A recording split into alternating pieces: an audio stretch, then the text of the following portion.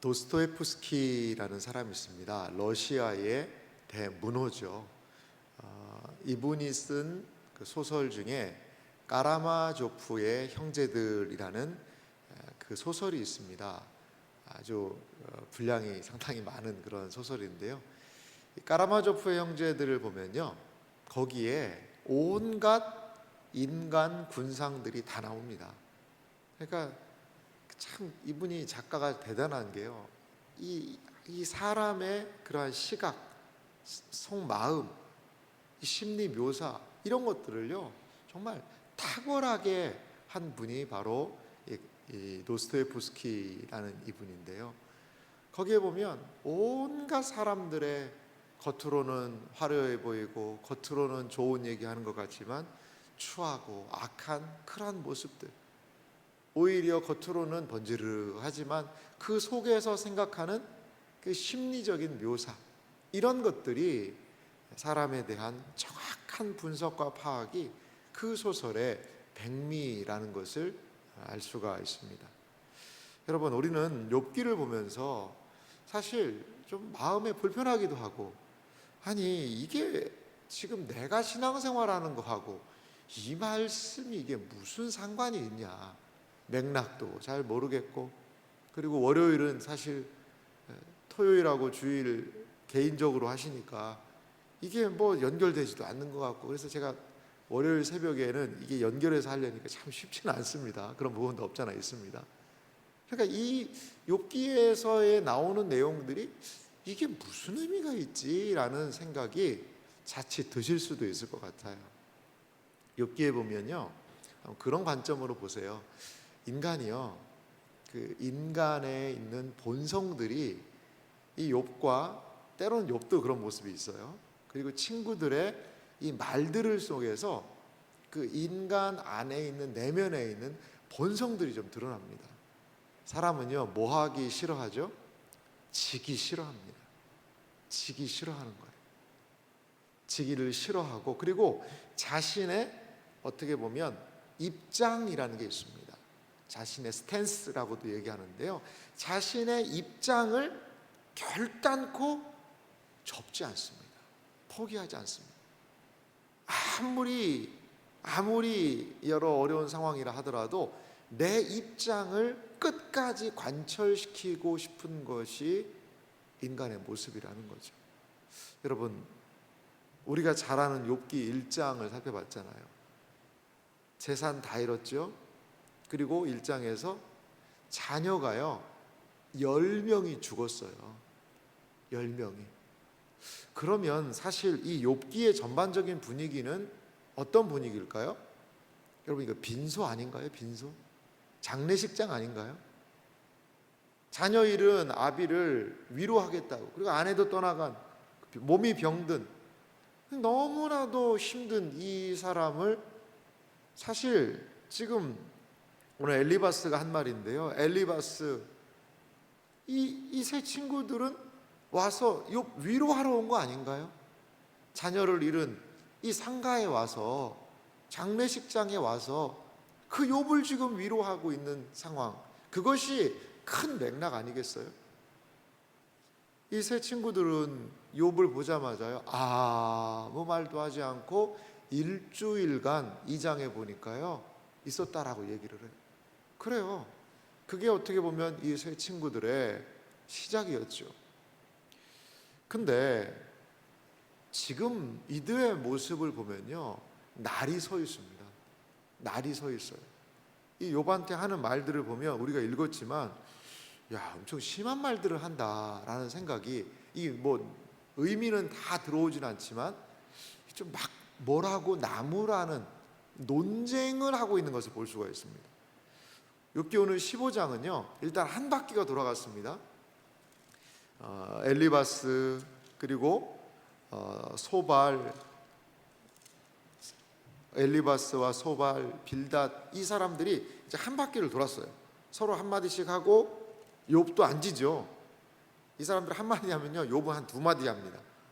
이렇게 셋이 한마디씩 하다가 이제 두 번째 이제 엘리바스가 다시 이야기를 시작한 것이 바로 오늘 15장입니다. 그리고 한 바퀴 또 돌아가고, 그리고 이게요 3번째 바퀴까지 돌아갑니다. 3번째까지. 그래서 총 이 친구들이 자신의 3번씩 이야기해서 9번의 긴 이야기가 있고요. 거기에 욥은 자신의 입장을 또 이야기하는 그러한 내용, 전체적인 구조가 있는 것을 볼 수가 있습니다. 오늘 17절은요 이렇게 시작하죠. 내가 내게 보이리니 내게서 들으라. 내가 본 것을 설명하리라. 이 엘리바스의 말은 뭐냐면 내가 본 것을 얘기해 주겠다. 다른 말로 내 경험이라는 겁니다. 그러면서 내 경험과 더불어서 18절의 첨언에서 이렇게도 얘기해요. 이는 곧 지혜로운 자들이 전하여 준 것이니 그들의 조상에게서 숨기지 아니하였느니라. 그러니까 지혜로운 자들이 또 나한테 전해준 것, 그리고 그 전해준 지식을 가지고 나도 내가 보고 스스로 경험한 것, 이러한 것들을 다 모아서 지금 내가 욥 당신에게 말한다, 이렇게 이야기를 합니다. 그러면 그 내용이 무엇입니까? 그 내용이 뭡니까? 쉽게 말하면 20절 보십시오. 그 말에 이르기를 악인은 그의 일평생에 고통을 당하며 포학자의 횟수는 정해졌다. 악인은 일평생 고통을 당한다. 포학자의 횟수는 정해졌으므로. 그러니까 어떤 악이라는 것은 하나님께서 정해놓으신 한계가 있다는 거죠. 자, 엘리바스가 볼 때 지금 욥에게는 무엇이 따라오죠? 고통이라는 단어가 따라옵니다. 고통이. 그러면 이 욥에게 있는 고통의 원인은 뭐라는 거죠? 엘리바스의 20절의 말에 의하면 앞으로 가죠. 뭐 때문에 고통이 온 거예요?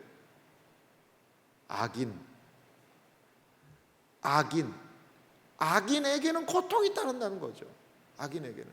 자, 참 이게 어려운 부분인데요.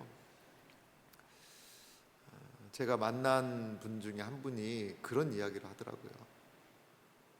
열심히 교회를 섬기는 가정이었다라고 그래요. 열심히 교회를 섬기는 가정이었는데, 근데 이 가정에 좀 어려움이 생겼어요. 그래서 그 가정에 자녀를 하나님이 불러가셨거든요. 그러니까 처음에는 위로하고 이런 분위기가 있었는데, 이게 참 여러분 말을 조심하셔야 됩니다. 이제 말을, 어떤 이야기가 뭐냐면, 저 가정이 무슨 저런 숨은 죄를 졌길래 저렇게 하나님이 저 가정에 어려움을 주시냐, 이런 이야기가 돌았다는 거예요. 그러니까 참 이 자녀를 잃은 부모의 이 고통이, 슬픔이 얼마나 큽니까? 근데요, 그 상처에다가요 이 소금을 뿌리는 거죠. 소금을.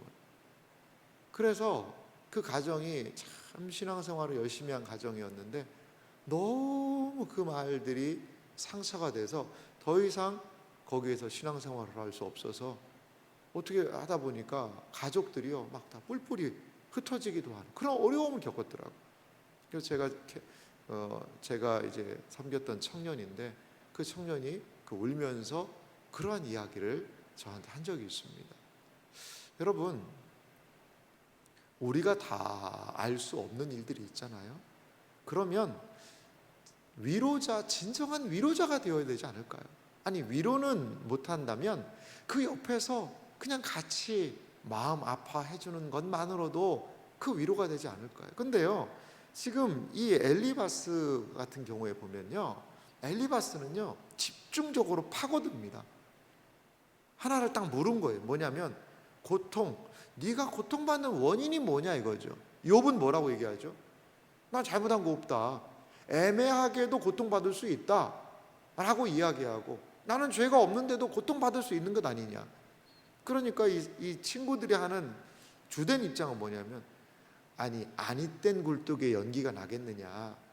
분명히 네가 고통받고 있고 잘못을 저질렀다면 그거에 분명한 원인이 있고 그것은 죄다. 그러니 너는 회개해라. 잘못을 하나님께 인정하고 회개해라 라는 그겁니다. 그거예요. 엘리바스의 말을 보면은요, 이렇게 악인이 일평생 고통당하는 모습을요 계속해서 열거하면서 말합니다. 22절도 보실래요? 그가 어두운 데서 나오기를 바라지 못하고 칼날이 숨어서 기다리느니라. 어두운 데서 있고 칼날이 그 악인을 기다린다. 이러한 이야기를 하고, 24절도 보면요, 환난과 역경이 그를 두렵게 하며 싸움을 준비한 왕처럼 그를 쳐서 이기리라. 지금 욥에게 있는 고통이 이런 것과 같다는 거죠. 환난, 역경, 이런 것들이 쳐서 이기게 되는 것. 아니 지금 욥 네 상황이 그러한 상황 아니냐, 이렇게 이야기하고 있는 것입니다. 심지어는 25절 보십시오. 이는 그의 손을 들어 하나님을 대적하며 교만하여 전능자에게 힘을 과시하는 것, 이런 것 때문에 이러한 어려움이 오지 않겠느냐라고 이야기하고 있습니다. 그렇습니다. 지속적으로 이 엘리바스는 욥의 회개를 요청하는 거죠. 네가 잘못했다는 것을 인정을 해라. 그러면 이 큰 어려움과 환난 속에서도 하나님이 너를 다시 불쌍히 여겨주실 것이 아니냐, 지금 이러한 이야기를 하고 있습니다. 사랑하는 성도 여러분, 우리도 어떤 사안을 보면서 분별하는 지혜가 있죠. 아하, 저것은 저렇게 되지 않을까? 아하, 이건 이렇게 되지 않을까? 그렇게 어떤 사안에 대해서 지각이 있기 때문에 판단을 할 수 있습니다. 그러면 우리의 판단의 기준은 무엇이어야 할까요? 지금 이 욥기에 등장하는 욥과 세 친구들의 이야기에 중요한 이들이 만들어내는 결과물은 무엇입니까? 그것은 하나님의, 이걸 좀 어려운 말로 신정론이라고 얘기하거든요. 하나님께서 과연 죄 없는 사람에게도 벌을, 심판을, 고난을 주실 수 있느냐, 하나님에 대한 사실 이들은 논쟁이에요. 신정론이라고 이야기하는데요. 이 친구들의 입장은 분명히 고난과 고통이 있다면 그것은 죄의 원인한 것이다. 욥은 애매한 고난이 있을 수 있고 하나님께서는 때로 우리가 다 알 수 없지만 분명히 의인에게도 고난, 고통을 주실 수 있다라는 이 두 입장이 팽팽하게 대립되어 있다는 거죠. 그런데요, 여러분, 지금 이 욥기의 이 친구들의 모습을 보면 사실 중요한 것을 잃어버리고 있어요. 그게 무엇일까요? 바로 사람입니다. 사람은 없고요, 상황은 없고요, 이슈만 남아있는 겁니다. 쟁점만 남아있는 겁니다. 가끔 가다가 우리는 TV 토론 같은 걸 보거든요. 그러면요, 참 서로의 인격, 이런 것들, 그 본인의 가지고 있는 양심, 위치, 신분, 자리, 그런 거 다 상관없이 내던집니다. 뭐만 있느냐? 오직 지금 이 사안에 대해서 내가 저 사람을 넘어뜨리고 굴복시키겠다라는 그 쟁점만 남아있는 때가 참 많이 있거든요. 저는 지금 이런 게 좀 보이는 것 같아요. 왜 지금 이들이 왔습니까? 엘리바스, 빌닷, 소발이 욥한테 온 이유는 무엇입니까? 욥, 사랑하는 친구를 위로하기 온 것 아닌가요? 사람이 그 중심에 있어야 되는데 사람이요, 사람을 상실해버렸어요. 그리고 이슈와 쟁점만 남았어요. 내가 여기서 밀리면 안 된다라는 그 생각이 지금 그 고통 가운데 있는, 그 질병 가운데 있는, 그 자녀 잃고 재산 잃고 모든 걸 상실한, 위로가 필요한 그 사람을 세워놓고도 지금 이러한 물러설 수 없는 쟁점으로 이들이 접근하고 있는 것이죠. 사랑하는 성도 여러분, 사람을 생각해야 합니다. 사람을 생각해야 합니다. 우리에게 주신 사람들, 우리에게 주신 형제와 자매들, 어떠한 이야기를 하다가도 생각해야 돼요. 근데 우리의 마음은 어떻게 뭐 하기 쉽죠? 그냥 한번 이슈가 나면 절대 여기에서 물러나고 싶지 않은 거죠. 초반에 말씀드렸던 지기 싫어하는 본능이 확 여기에서부터 올라오는 거죠. 이 사람이 이렇게 얘기하면 나는 이렇게 얘기해서 준비하겠다. 그래, 네가 그렇게 나온다면 나는 더 세게 이렇게 한번 해야 되겠다. 여러분, 벽에다가 공 치는 스쿼시라는 거 있지 않습니까? 살살 치면요, 이 벽에 튕겨서 살살 옵니다. 근데 내가요 세게 치면 어떻게 돼요? 거기서도요 벽에 맞춰가지고 세게 이게 날아오게 되어 있는 겁니다. 똑같은 것 같다. 지금 어떻게 보면 욥과 이 친구들의 팽팽한 긴장과 경쟁, 이것만 남아있지, 이슈에서 내가 뒤로 물러설 수 없다라는 이것만 남아있지, 서로에 대한 존중과 사랑, 그 욥의 형편과 처지는 이 자녀를 잃고 슬퍼하고 있는 아비의 그것은요 다 온데간데 증발해 버리고 마른 것이 아닌가, 이러한 생각이 듭니다. 사랑하는 성도 여러분, 욥기가 우리에게 주는 지금 도전은 무엇인가요? 엘리바스의 말을 한번 보실래요? 오늘 욥기 15장 34절 말씀 보니까요, 경건하지 못한 무리는 자식을 낳지 못할 것이며 뇌물을 받는 자의 장막은 불탈 것이라.